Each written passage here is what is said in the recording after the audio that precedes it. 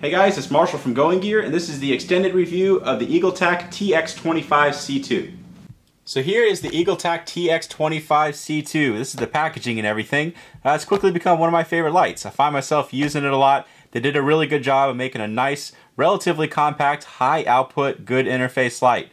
1030 LED lumens, 852 anti-FL1 lumens. You can see the run times, an hour, 2 hours, 90 plus hours on the 3 different outputs. Of course, you can get all the extended specs and everything on our website. So kind of contradictory labels on here. We get this question a lot, whether or not somebody actually got the XM-L2 version. So you've got pre-XM-L2 up here, pre-XM-L down here. If you have this sticker, you do have the XM-L2 version. And I'll show you how to tell by looking at the actual LED itself here in just a little while on how to tell the difference. But if you have this sticker, that means you do have the XM-L2 version. So kind of confusing, but hopefully that clears it up for people who are wondering about it. So this is the kit version. Got a bunch of different options with this light. You have cool white, you have neutral white, you have kit, you have non-kit. And the kit's a really good option, so I wanted to show you that because it comes with a bunch of useful stuff. Anyway, let's go ahead and open this up and we'll show you what you get on the inside. Everything that you get in here is actually all the stuff that you get with the regular version, and we have the kit version stuff separately. So here's the light in the holster. We'll go ahead and pull that out. Here's some accessories that you get. So you have a lanyard, you have some spare O-rings, you have a little split ring if you happen to want to use that. And then you have the user manual, definitely worth a read. There's some advanced features in here that are worth knowing about, and then information about their warranty and registering the light and all that kind of stuff. So let's set that to the side. Here's the holster, pretty nice holster, nice rigid holster, holds the light in there really well. You can see you got the flap that goes over the top, keeps everything nice and protected. You got a bunch of different attachment point options. So you got this D-ring right here, plastic D-ring to attach things. You've got hook and loop that you can attach stuff. You can just run it through a belt or pack or something like that. So some good attachment options for this pretty nice holster. Let's go and pull the light out and then show you it up close a little bit better. So we got the cool white version here. I forgot to bring a neutral white home, but I've used neutral and cool in a bunch of different videos. So go check out my other ones if you want to see what they look like outside. Other than that, I mean, they're physically identical. It's just the LED that's different. So I'll turn this around. Nice sturdy pocket clip. You can remove that if you don't want to use it. There's the switch that controls everything. No switch on the end of this one, just this side switch. And then you rotate the head to actually adjust the outputs, but you'll see that better here in just a minute. So I took the bezel and the lens off the light because people are always asking us how to tell the difference between XM-L and the XM-L2. If you see the circuit board around the LED itself, you can see that it's kind of a white silverish color. That's an XM-L2.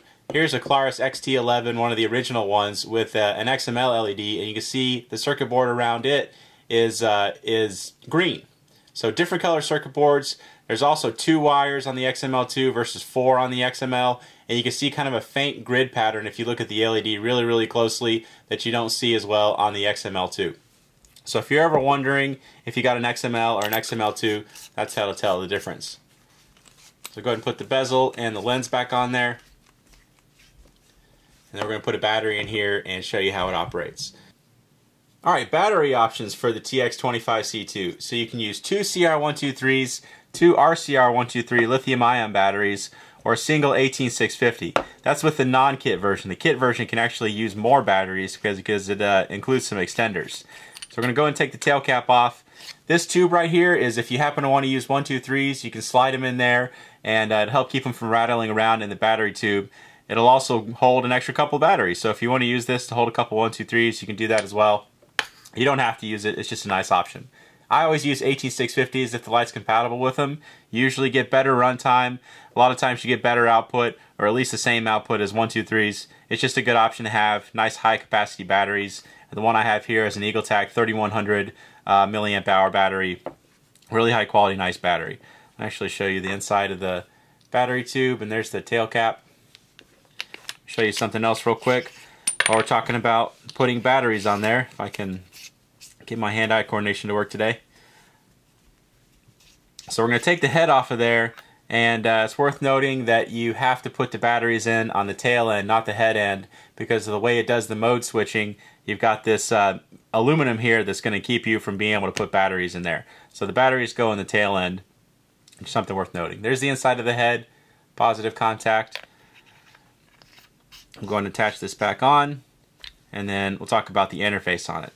So the interface, you got the side switch, twisting of the head, pretty nice interface, easy to use one-handed. You can do everything one-handed. But you tap the switch and it's going to turn it on, and with the head tightened it's going to default to the max turbo output, and of course tap it again to turn it off. You also have momentary, so if you press and hold, I think it's a second or more, then it's going to go into momentary. So if you don't just do a quick tap, you can do a nice momentary, which is a good option to have. Now to do your mode switching, you just turn the head. By default you have 3 different outputs to choose between when it comes from the factory. You also have some flashing modes. So the way to get to the flashing modes is you very quickly go to the lowest output and then back to the highest. And you have a ton of different flashing modes. There's something like 8 flashing modes that you can choose between. So you got different strobes, SOS, beacon flashing modes, just a whole bunch of different ones you can choose between. You can see a dim beacon mode, just a lot of stuff to choose between. So you can pick the one that's best for your needs. And you also have a different mode that they call the tactical mode. And they get into that, what you have to do is loosen and tighten the head 10 times within 5 seconds. So we'll see if we can do this properly. And you want to go from mode 1, which is head tightened, to the secondary mode. That's the one we're going to want to do between. So I think that was 12, but we'll see if it actually did it. And the way to tell us if it did it is you have the high, the medium, and then the third one's the strobe. So I was successful. That was my first try. I'm pretty impressed with that. I don't know if anybody else will be, but I'm personally proud of myself.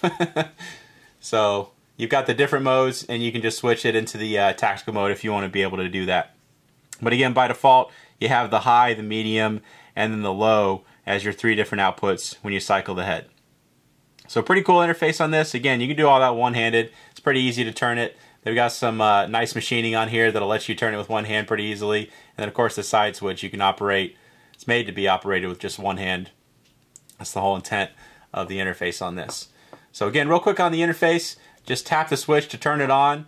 When you have it off, you can press and hold for a second or more, and it's going to give you the momentary. And then when you have it on, loosen the head to cycle between your different outputs. You have high, medium, low on regular by default when it comes from the factory, and then you have high, medium, and strobe when you turn it into the tactical mode. And then loosen and tighten the head really quickly to get into the flashing modes, which I guess are not present in the tactical mode. So that's something worth noting. You do not have those extra flashing modes in the tactical mode. I should have read the manual a little bit better. So those are going to be in the regular mode, not in the tactical mode. Let's show you the kit. So the kit that comes with this is pretty cool. I always try to get people to buy the kits with the Eagletac lights, not because it's more money for us. I mean, that's always definitely a motivator. We are a business, but they always come with a lot of really good stuff. And they're pretty reasonably priced. You know, they usually add about 30 bucks to the price of the light, and they usually come with a lot of really nice stuff. So like I said before, the TX25C2 can actually take more batteries. So you have 2 different extenders here. You have the 3-cell extender, so if you put this on here, it's going to allow for the use of 3 123s in there. Just going to put that back in. And because it would be, you know, it's not going to be over voltage and it'll be the right size, you can actually use 2 18500s. It's kind of an uncommon battery, but you know, if you don't want to go to the length of the 4-cell extender to give you the 2 18650s, you could use 2 18500s as well. A little bit harder to find batteries, but a good option if you want to use it. Here's the other extender that you have. So you have a 4-cell extender, and we're actually going to put this one on just so you can see what it looks like. Let's go ahead and take the rear tail cap off, take that battery out, and put this on. And these are not going to give you any additional output, but they are going to give you additional runtime. So if you want to get that additional runtime, they're pretty popular with law enforcement that have to use their lights a lot at night. You know, it's a good option to have. And then put that tail cap back on. You can see it extends out the length of the light, and it gives you some really good runtime, especially if you're using 2 18650s. You get some pretty crazy runtime. This ring right here is if you want to take off the switch, not the switch, I'm sorry, the pocket clip. So you just take this off, and then you unscrew this ring right here, and then you can pop off the pocket clip. And this is meant to go there just so you don't have that gap. So good option to have. And then the other stuff that you get in there is a bunch of other really nice stuff. So you have the filters, and the way to attach the filters is with this bezel that comes with it. So You've got this additional bezel, no lens, so you'll need to take the lens out of the other one. But we're going to go ahead and take the bezel and the lens off of here, and we'll pop that lens down into here. See if I can do it without getting any fingerprints on it. I think I was relatively successful on the inside part of it anyway. So you got this bezel. It's got that nice stainless steel bezel there on the top to help protect it from impacts. And then once you have that on there, you can actually unscrew the stainless steel part, and the lens is made to stay in, so it's not going to come out on you. So you can take the stainless steel part off if you don't like using it. But the intent of it is that once you unscrew that, since it's threaded, that's how you attach your filters. Somebody's blowing up my cell phone. Alright, so you can attach the filters just screwing on just like that. And then you have the option to use the different colors. And I'll take a couple of these outside just so you can get an idea of what they look like outside, because I have the exposure turned up super high on the camera indoors just so you can see stuff better. So it kind of blows out the colors, but we'll just give you an idea of what it looks like. I can reassemble everything. Very modular lights, as you can see. You got a ton of options. But then you got the bezel, like this is the red filter. I don't know how red that shows up on camera. Let's pull it back a little bit just so you can see. But it is super red. It's a pure red light. And you'll see that better when we go outside. I'll probably take the red and the diffuser. Those are the two most popular ones. But yeah, you've got yellow, red, green, blue, and then a diffuser. So a lot of different options for not a whole lot more money to add on to the base price of the light. So I definitely recommend getting the kit. It's definitely a good option. Has a bunch of really useful stuff in there. Even if not, you can see you get a bunch of accessories by default. So even with the non-kit version, you still get a ton of useful stuff. So there you go. That's the Eagletac TX25C2. Showed you the interface, showed you all the optional accessories, all the included accessories, bunch of really cool stuff. I really like this light. I think they did a really good job on it. Ton of output in a really compact light, as you'll see better when we come outside, or when we go outside. Nice interface on it. Really cool light if you're in the market for something like this. So let's go and take it outside. We'll show you how it does outside. Alright, we're outside with the TX25C2 XM-L2 from Eagletac. Got the big 40 mag light that I always use just as a baseline, since everybody's familiar with it. Or most people are anyway. So there is a dock house down there on the lake, about 100 feet away. Kind of shining around at the bushes and trees and stuff. Alright, let's try out that TX25C2. Very long model names from Eagletac. Definitely a mouthful. So pretty impressive amount of light coming out of this thing. It has a really nice beam on it. You know, nice big hot spot that you get pretty relatively concentrated, and a good amount of spill on it. So you light up just everything around it, and a good transition from the hot spot to the spill. Shine it around a little bit. Let's go ahead and zoom in on that just so you can see how well it lights it up down there. Whole lot of lumens coming out of this thing. Really compact light. 100 feet away, lights it up really, really well. You know, you need to see stuff at a distance. This does that very easily. And I'll show you the different outputs. Cycle through those real quick. Those are just the main three outputs.